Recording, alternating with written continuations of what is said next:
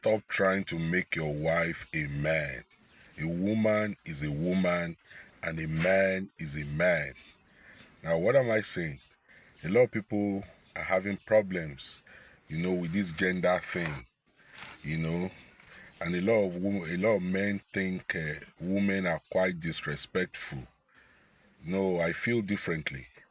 Now, I want to explain some few things and I want you to pay very good attention to what I'm saying. Some time ago I was sharing with someone, and you must have heard me in one of my posts that when a woman is disrespectful to a man, who caused it? The man. Now, I always, whenever I'm talking like this, I always take us back to the basics, to the beginning, to Genesis.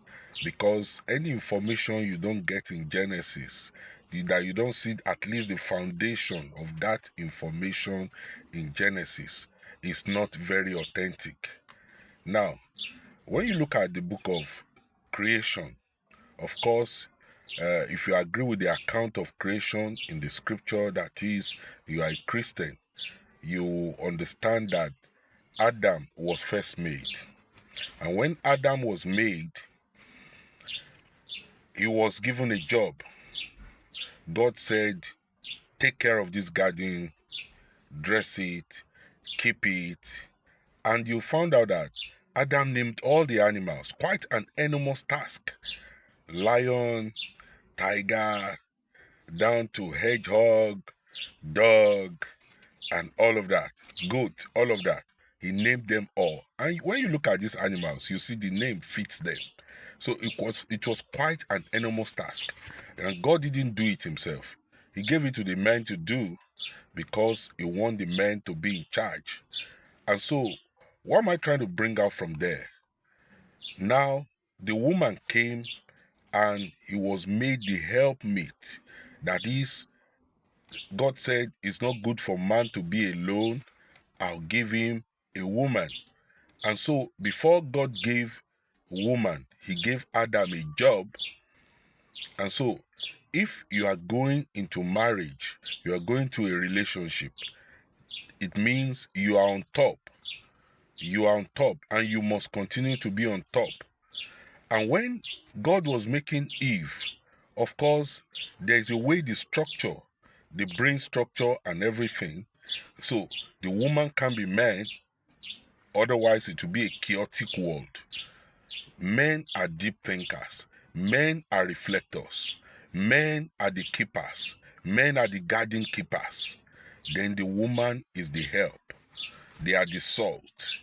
And so you can't say one is more important than the other, but one is placed on authority. Now, let's get back to the garden. In the garden, at the end of the day, Adam and Eve erred and they were fired. They were sacked out of the garden.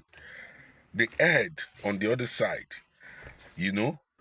And when you look at it, a lot of people will say, oh, Eve caused it. Eve ate the fruit first and gave to Adam, and Adam ate.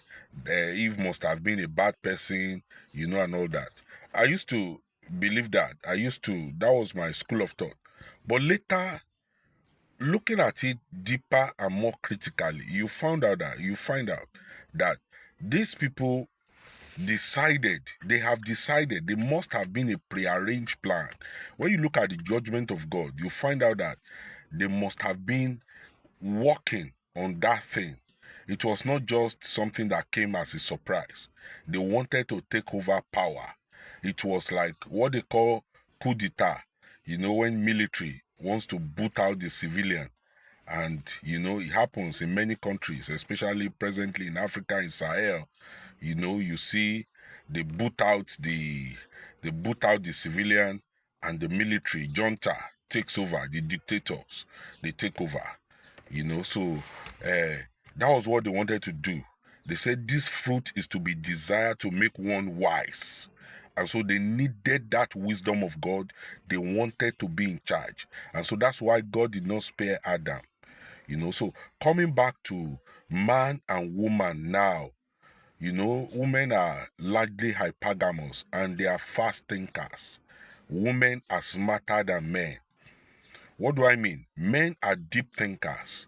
You know, in the family system, it's a man that will think, oh, we need to have a house, we'll build a house on our own, or we'll get a mortgage, long-term plans. These are the plans I have for my children, you know, the far future plans, even when couples are newlywed. The man is planning deep into the future. But the woman is a surface planner. What do I mean? Now the woman will think of, what are you guys going to eat this evening?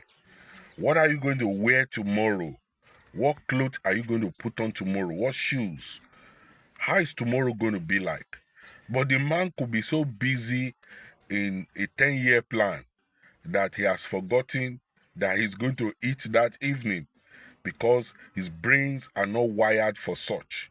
But the woman's brain is wired, is a fast thinker.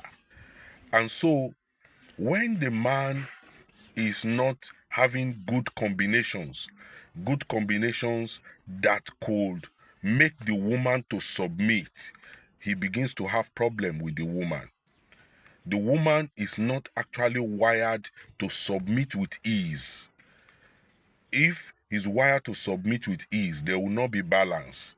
And so the man must be much, much ahead of the woman to command her submission. For instance, if we get back to the garden, you find out that because the two of them must have planned something that was similar to what happened. And so Adam succumbed easily. So, but if Adam was not going to succumb, that means that Adam is much, much, much ahead of Eve. And so, what I mean is, in today's world, if you are actually looking for that submission, that respect, you must be far, far, far ahead of the woman. If you are not very, very far ahead, somehow she begins to see you as a pushover. She begins to see you as someone to be trampled upon.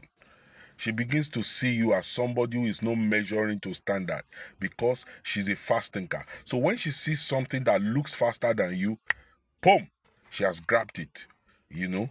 And so that's why sometimes you find out that a lot of men easily lose respect in the presence of their wives because you have to be much, much ahead of her. Not just a little.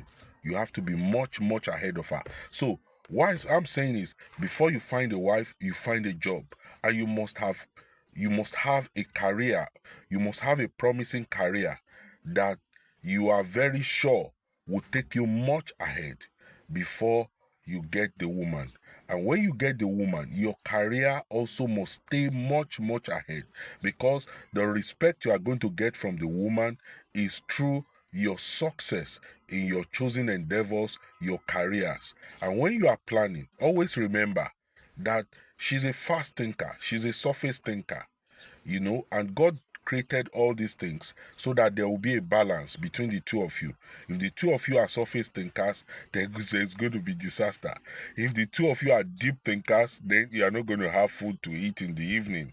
You're not going to have clothes to wear tomorrow. All your plans will be haphazard. You know, you just get out of your house, somehow your shirt is torn, and you find out that as soon as you are thinking of going to enter a management meeting, that's when you realize that your shirt is torn because there is no woman in your life and you have to think of so many other things. Until I come your way again, stay blessed.